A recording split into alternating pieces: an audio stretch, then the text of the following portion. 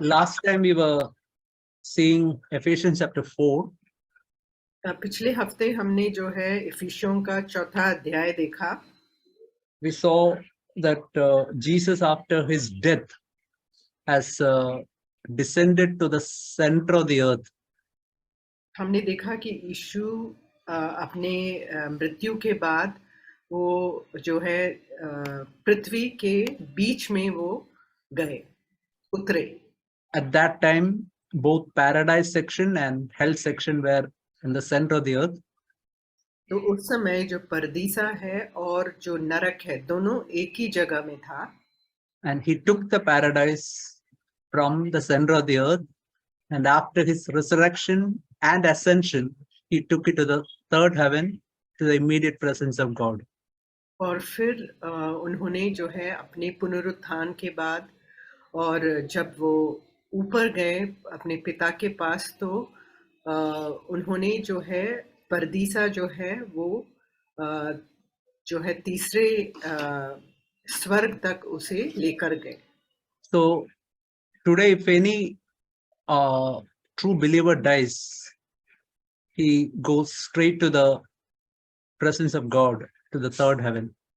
तो आज अगर कोई भी सच्चा विश्वासी का मृत्यु हो जाता है तो वो सीधा वो तीसरे जो स्वर्ग है, जो परमेश्वर की उपस्थिति जहाँ है वहाँ वो सीधा जाता है. We should remember that hell is even today the center of the earth. और हमें ये याद रखना है कि जो नरक है वो जो पृथ्वी के बीचों बीच है. We can ask a question: why till the death of Jesus, the paradise was in the center of the earth? हम ये प्रश्न पूछ सकते हैं कि यीशु के मृत्यु तक क्यों परदीसा जो है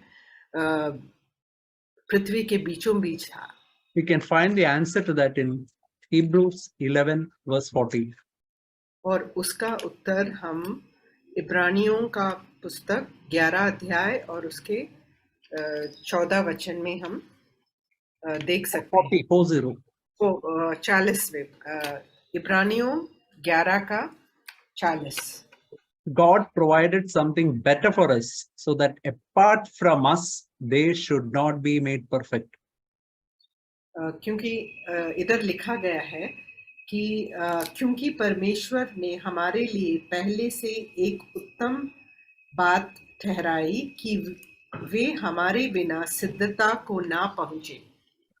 See, we have to remember that if you read Romans 4 last verse, we read it is by his death that we get the forgiveness of sin, and it is by the resurrection of Jesus that we get justification. और अगर हम Romeo 4 का 4 पढ़ेंगे तो 4 का अंतिम वचन पढ़ेंगे तो उसमें से हमें समझ में आएगा कि ये कहा गया है कि जो है. Should I read it, brother? Yeah, read. Yeah.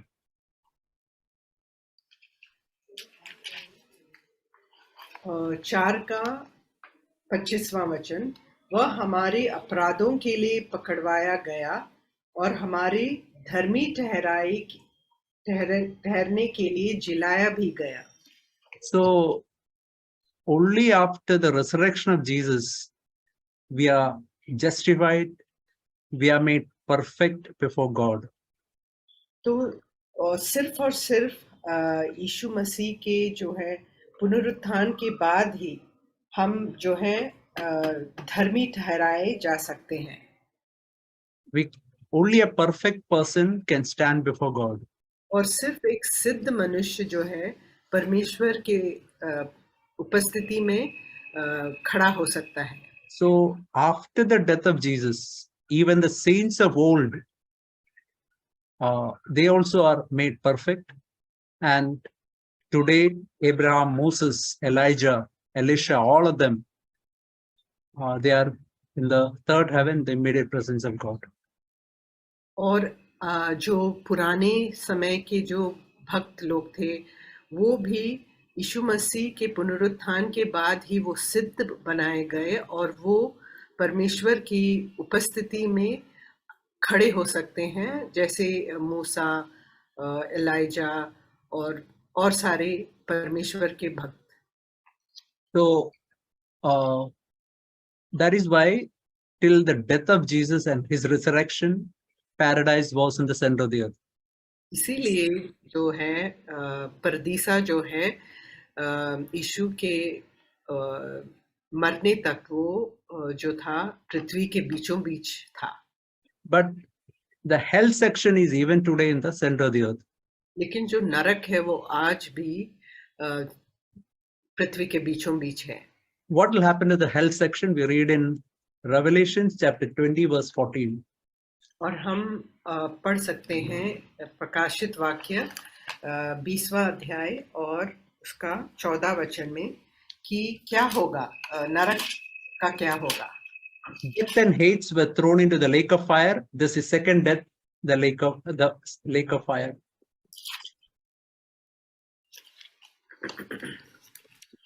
मृत्यु और अधोलोक आग की झील में डाले गए। यह आग की झील दूसरी मृत्यु है।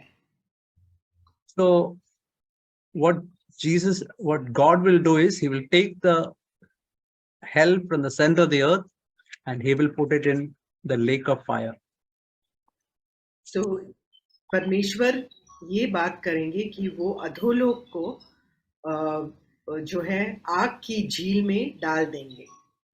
Now, I heard of a very interesting incident which occurred in Russia in the late 20th century. तो मैंने एक ऐसे बहुत ही रोचक बात सुनी, जो घटना जो रशिया में हुआ था 18वीं शताब्दी में। No, 20th century, later part, around 1970s, 80s. अच्छा, तो 20वें शताब्दी में ये हुआ था। No, they dug a deep hole into the earth. It's called Kola Super Deep.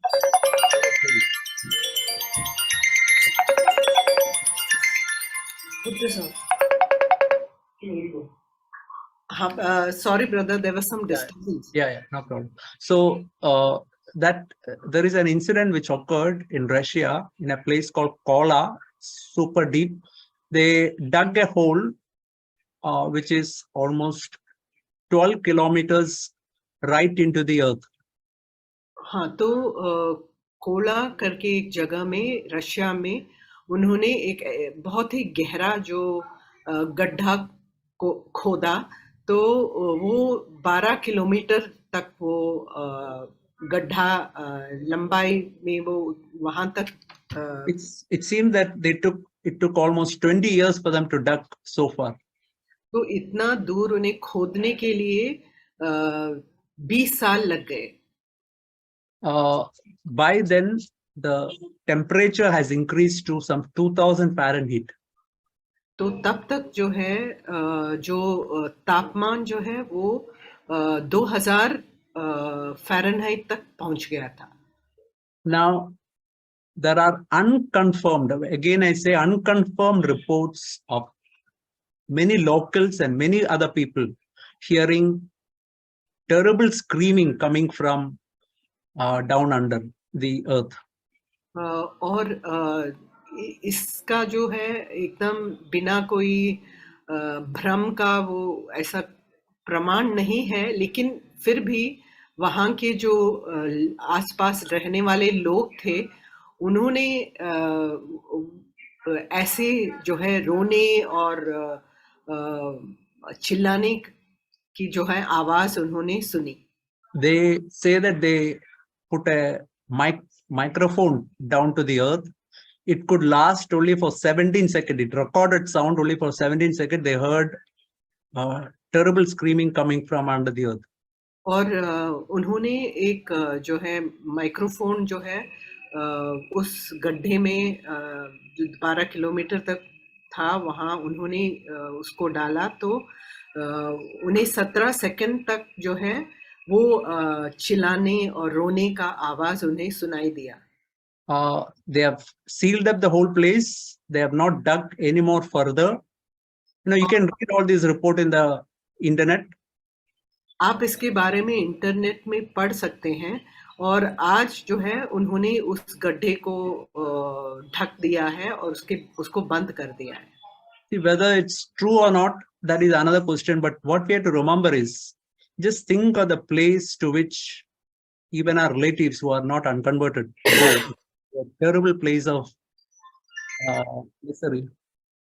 तो आप ऐसे सोचें कि आपके जो उद्धार जिन्होंने नहीं पाया है, ऐसे रिश्तेदार कैसे जगह में जाएंगे, इसके बारे में आप एक बार सोचो.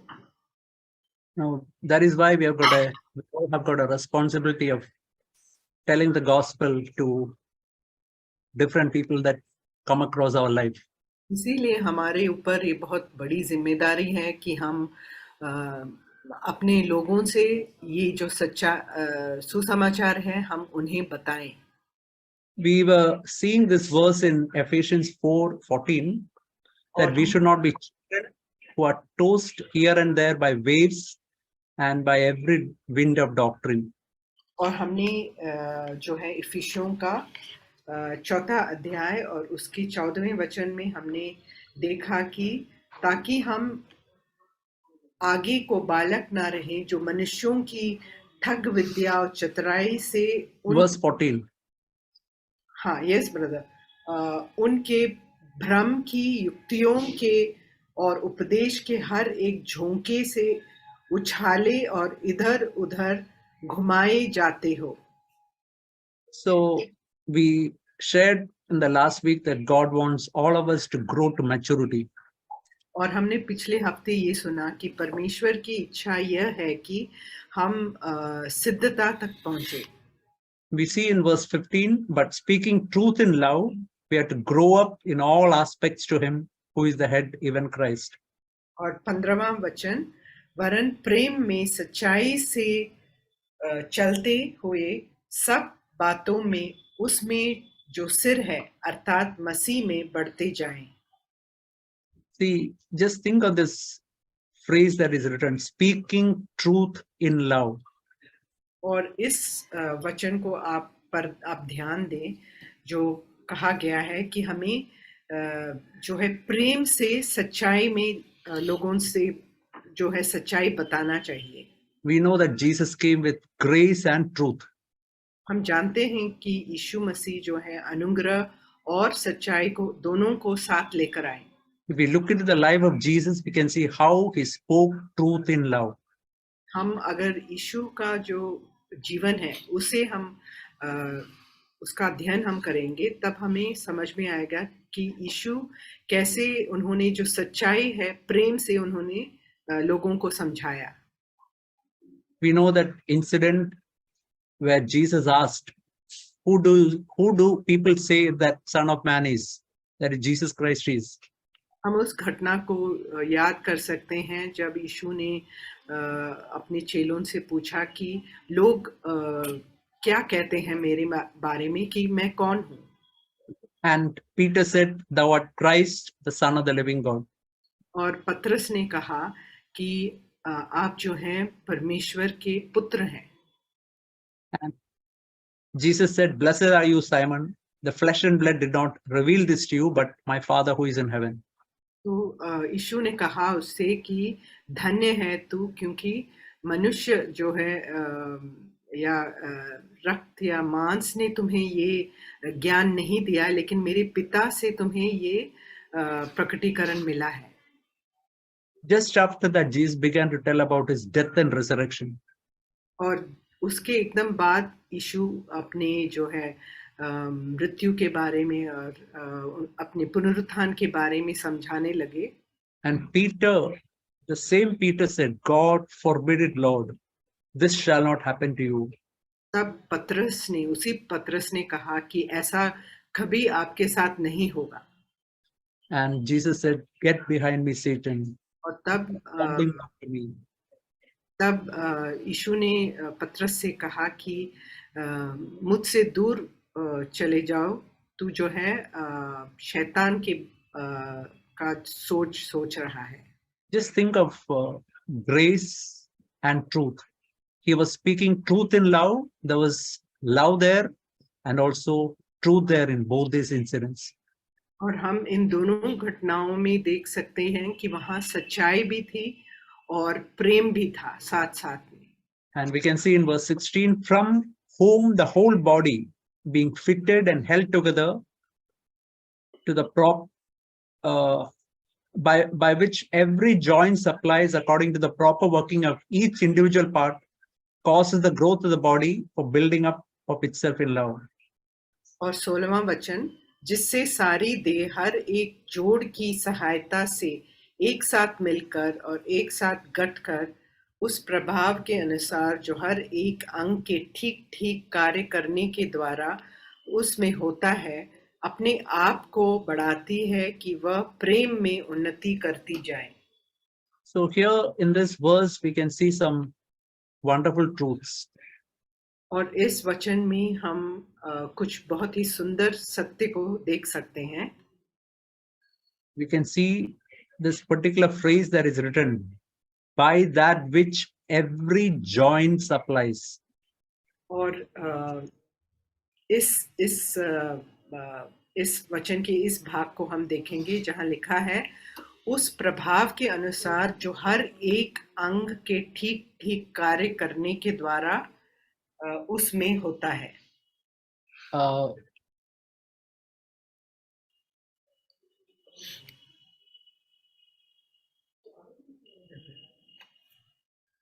Sam, your voice is not heard.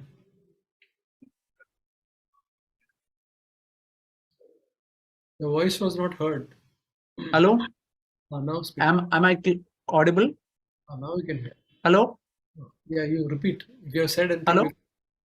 Hello, can you hear? Yeah.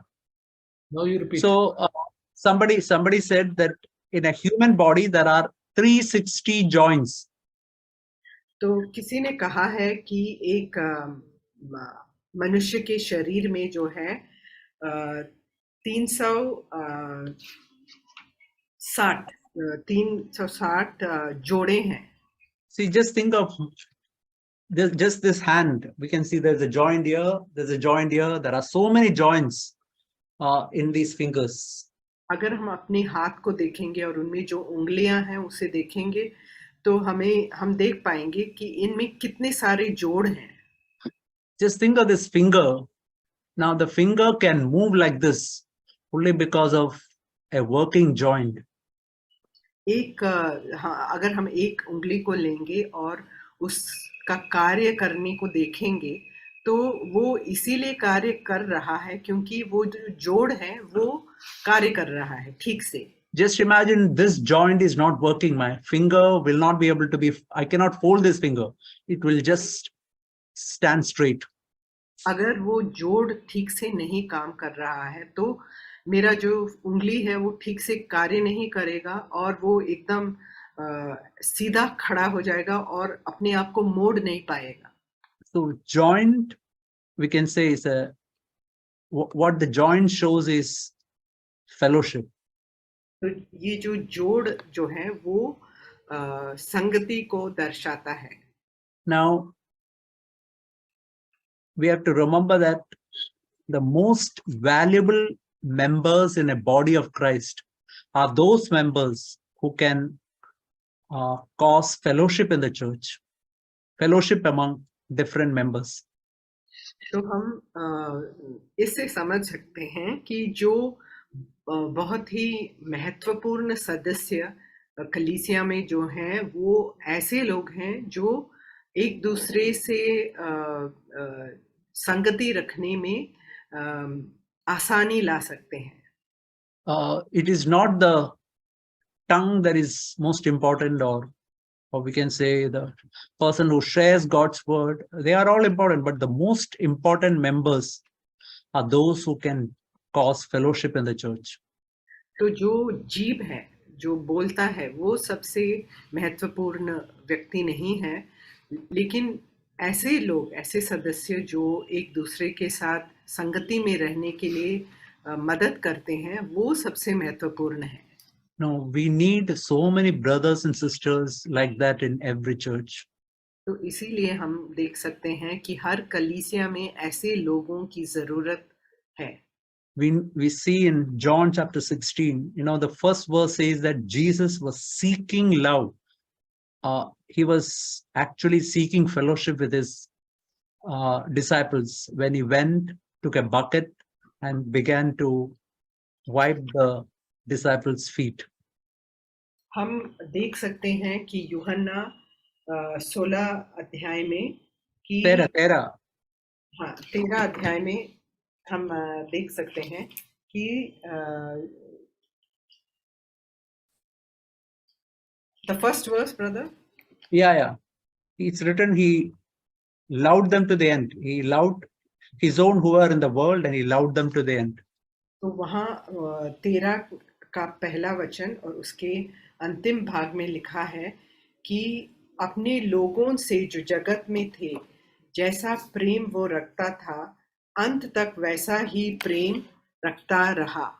And he was seeking fellowship with his disciples by washing their feet. और वो जो है अपने शिष्यों के साथ वो संगति में रहना चाहते थे उनके पांव को धोकर. And he told them, you know what I've done? I want you also to do the same to one another. तो और उन्होंने कहा कि तुमने देखा है कि मैंने क्या किया है. मैं ये चाहता हूँ कि तुम लोग भी ऐसे ही एक दूसरे के लिए किया करें. So just like Jesus, he was doing the work of a menial servant. We can also humble ourselves as servant and seek fellowship with one another. That is the thing that can really build up the church. तो जिस प्रकार एक दास एक बहुत ही लोग जो मानते हैं बहुत ही कम जो स्तर का जो कार्य करता है ऐसे काम यीशु ने किया तो इसी प्रकार के काम हम करके जो है एक दूसरे के साथ हम संगति बनाए रखें. And this verse again says another important thing, by the proper working of each individual part. और फिर हम देख सकते हैं इफिसियों 4 का 16 में कि हर एक अंग के ठीक कार्य करने के द्वारा. See, just think of that particular phrase. Every member, all who are sitting, listening today, each of us have got a part to do in the building up of the body of Christ. तो जैसे यहाँ लिखा है कि हर एक अंग के ठीक कार्य करने के द्वारा, इसका ये मतलब है कि हम जो इधर बैठे हैं और वचन सुन रहे हैं, हम में से हर एक का एक भाग है इस कलीसिया को बनाने में. Some of the members like liver, heart, they are extremely important even though they are not visible.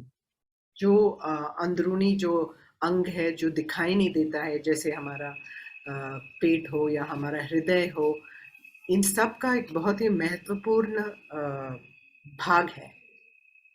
And just think of this example that we have heard many times. Think of our nail. When itching is there, my ear cannot do anything, my nose cannot do anything, but this small nail has got a tremendous work to do when, say, any part of the body there's an itching. तो जैसे हमने उदाहरण के लिए पहले भी सुना है कि जैसे एक नाखून जब भी किसी हमारे भाग देह के किसी भी भाग में खुजली होता है तो हम वो उस समय हमारा कान या हमारा मुंह कोई काम नहीं आता है, लेकिन जो ये छोटा सा नाखून है वो एक बहुत ही जो आवश्यक काम को वो पूरा करता है. So this verse says that this type of fellowship in the church, and as each member do their part, that is what causes the growth of the body, the building up of itself in love. तो जैसे यहाँ लिखा है कि हर एक अंग के ठीक कार्य करने के द्वारा उसमें होता है, अपने आप को बढ़ाती है कि वह प्रेम में उन्नति करती जाए. So there in the emphasis on love. तो यहाँ लिखा गया है कि प्रेम में वो उन्नति करती है. Now we can see from verse 17 onwards, This I say, therefore, and affirm together with the Lord, that you walk no longer just as the Gentiles also walk in the futility of the mind. और 17वां वचन, इसीलिए मैं ये कहता हूँ और प्रभु में आग्रह करता हूँ कि जैसे अन्य जातीय लोग अपने मन की अनर्थ रीति पर चलते हैं, तुम अब से फिर ऐसे ना चलो. Just think of what Paul says here. Affirm together with the Lord. What Paul is telling is, along with the Lord, I say this specifically to you, Ephesians. तो यहाँ हमने पढ़ा कि वो कहते हैं कि यह कहता हूँ और प्रभु में आग्रह करता हूँ. तो इसका ये मतलब हुआ कि प्रभु यीशु के साथ जो है प्रेरित पौलुस आग्रह करते हैं.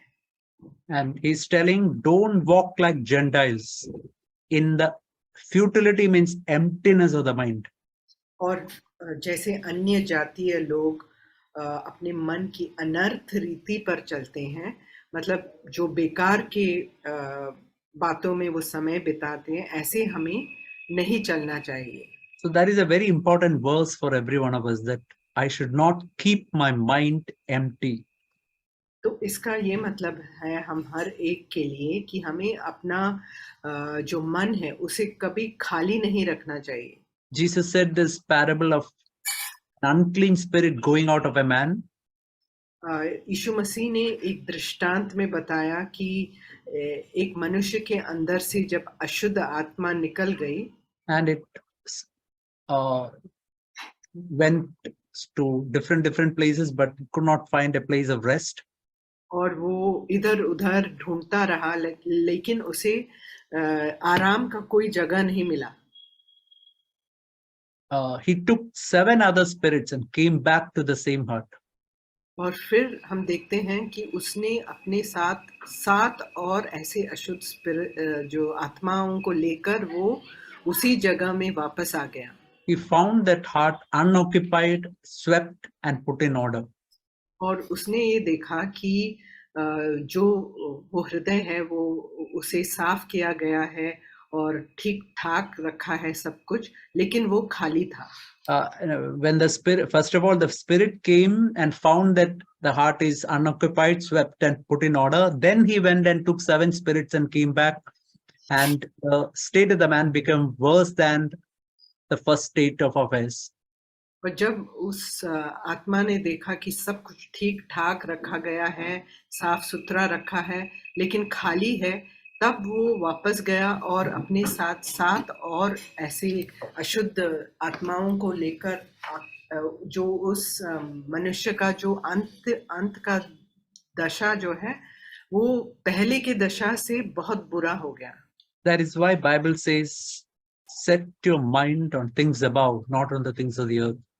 इसीलिए वचन में कहा गया है कि हमें अपना मन जो है स्वर्गीय बातों पर लगाना चाहिए, ना कि इस दुनिया के बातों पर. Now it is written what will happen when our mind is kept empty in the following verses. तो जो आने वाले वचनों में ये बताया गया है कि अगर हम अपने दिल को खाली रखेंगे तो क्या होगा. It's written being darkened in understanding. क्योंकि उनकी बुद्धि अंधेरी हो गई है. See, understanding can, if you read Job chapter 28, last verse is written, true understanding is to forsake evil, forsake sin.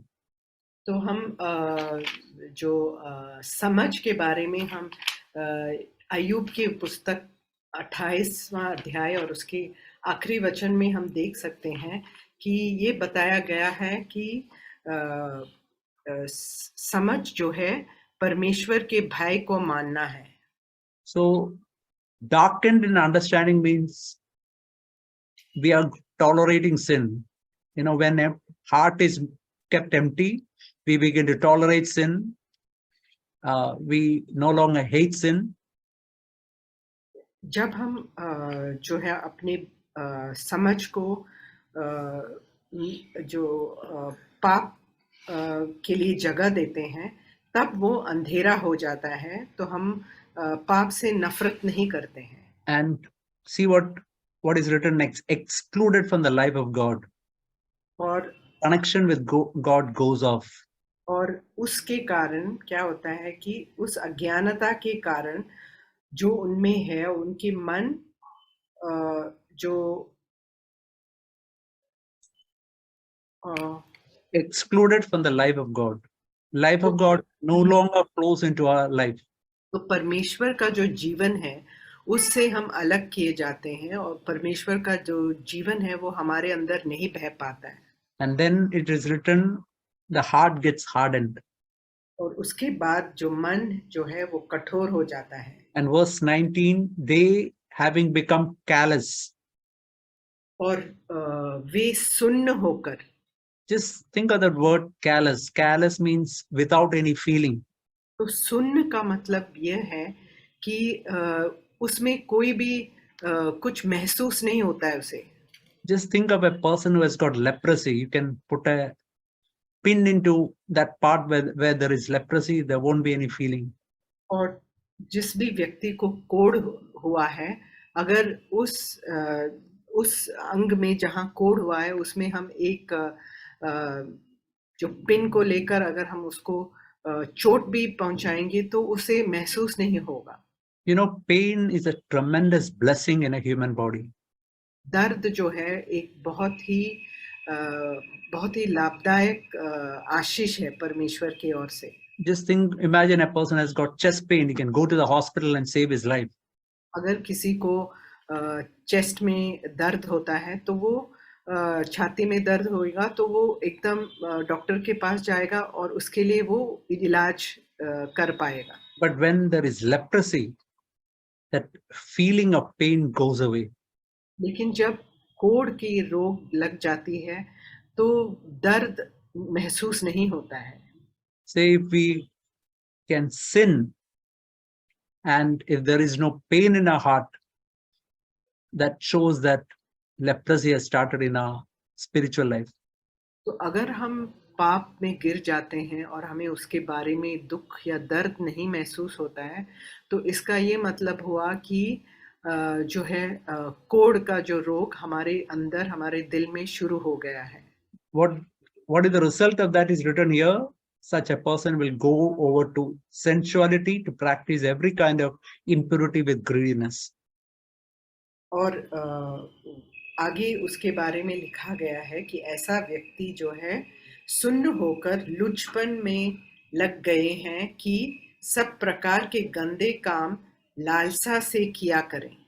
But the good news is we can really repent of that, and just like, say, for example, what the Holy Spirit, the Bible says in Revelations, remember from where you have fallen and do what you have done, what you are supposed to do, what the Holy Spirit is telling you to do.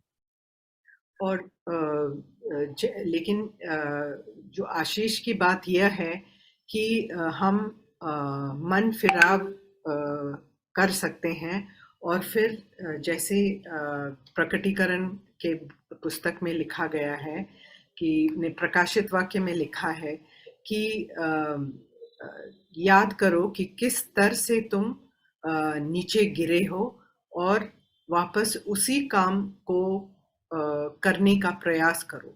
Just like in a football game, if a foul is committed, the referee has blown the whistle, the ball has to be brought to that place where foul was committed. Just like that, we have to, Holy Spirit will tell to go back, maybe to ask forgiveness or return some money or whatever it is. When we take that step and when we really repent of that matter, that we can come back to a sensitive conscience. जिस प्रकार एक football के खेल में जब कोई गलती हो जाती है तो रेफरी जो है वो सीटी बजाता है तो पूरा खेल रुक जाता है और उस गेंद को वापस उसी जगह लेकर आना पड़ता है जहां फाउल हुआ है और फिर से वो गेम शुरू होता है. वैसे ही जब हम कुछ पाप में गिर जाते हैं तो हमें मन फिराना चाहिए. जब हमने कुछ गलती किया तो लोगों से माफ़ी मांगना है तो माफ़ी मांगना चाहिए और फिर से हमारा जो जीवन शुरू करना चाहिए. We see in verse 20, but you did not learn Christ this way. और 20वां वचन, पर तुमने मसीह की ऐसी शिक्षा नहीं पाई. See, that is a beautiful expression, learning Christ. ये बहुत ही सुंदर रूप से समझाया गया है कि मसीह की ऐसी शिक्षा. You know, our entire Christian life can be summarized as a life where Holy Spirit is teaching us to learn Christ. हमारा जो पूरे जीवन का सारांश यही है कि हम यीशु मसीह से सीखते जाएं पवित्र आत्मा के द्वारा जो भी वो हमें सिखाना चाहते हैं. No, every day from God's word and through different situations, Holy Spirit can show some glory of God, some glory of Jesus Christ. और हर एक दिन जो है वचन के द्वारा और पवित्र आत्मा के कार्य करने के द्वारा हमें पर यीशु मसीह की जो महिमा है वो हमें दिखाएगा. And as Bible says, we have to look unto Jesus and run the race. जैसे वचन में लिखा गया है कि हमें यीशु मसीह की ओर ताकते रहना चाहिए और उस लक्ष्य तक हमें पहुंचना है. And as is written in verse 21, if indeed you have heard him and have taught in him, just as truth is in Jesus. और 21वां वचन, वरन तुमने सचमुच उसी की सुनी और जैसा यीशु में सत्य है उसी में सिखाए भी गए.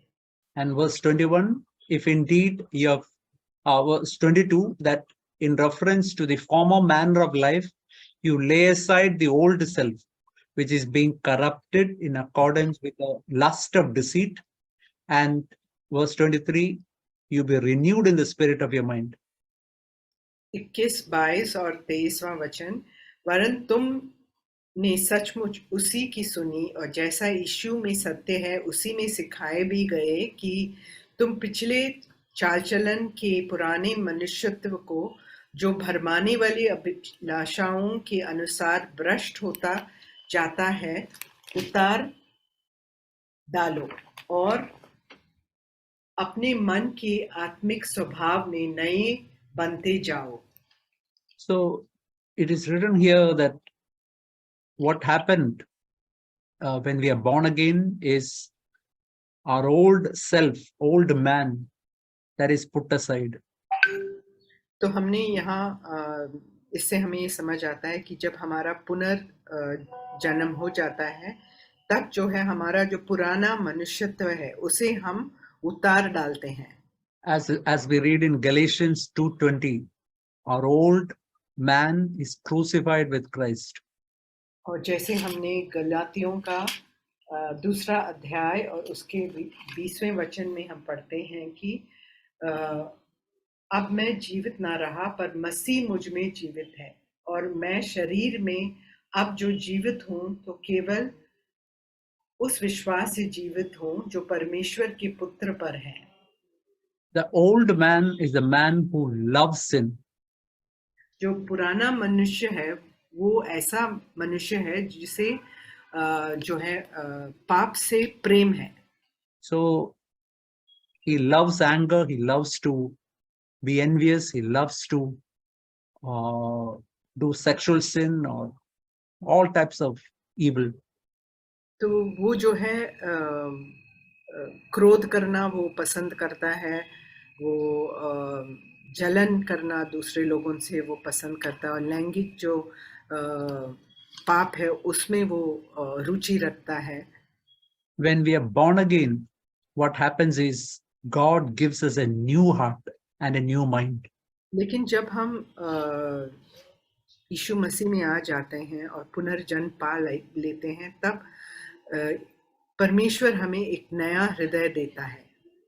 See, it's a supernatural work. Born again experience is a supernatural work where it's like a new man being created. The old man is dead and a new man is being created. ये एक स्वाभाविक बात नहीं है, अस्वाभाविक बात है. ये ऐसी बात है कि जैसे एक नए मनुष्य की सृष्टि हुई है. As we read in 2 Corinthians 5, if a man is in Christ, is a new creature. Old things are passed away, everything has become new. और जैसे दूसरा कुरिन्ती 5:17 में हम पढ़ते हैं कि जो भी मसीह में है वो एक नया सृष्टि बन जाता है, जो पुरानी बातें बीत गई और नई बातें आ गई है. The person who loved sin is gone. Now a new man is there who loves righteousness and holiness. और जो प्रेम करता था पाप से, वो मनुष्य गुजर गया और अभी जो है, जो एक ऐसा मनुष्य की सृष्टि हुई है जो धार्मिकता से प्रेम रखता है. But we, as is written here, we have to strengthen that new man by the Holy Spirit. लेकिन हमें उस मनुष्य को और दृढ़ करना चाहिए और स्थिर करना चाहिए पवित्र आत्मा की बातों को सुनकर. There is a small phrase there, lust of deceit.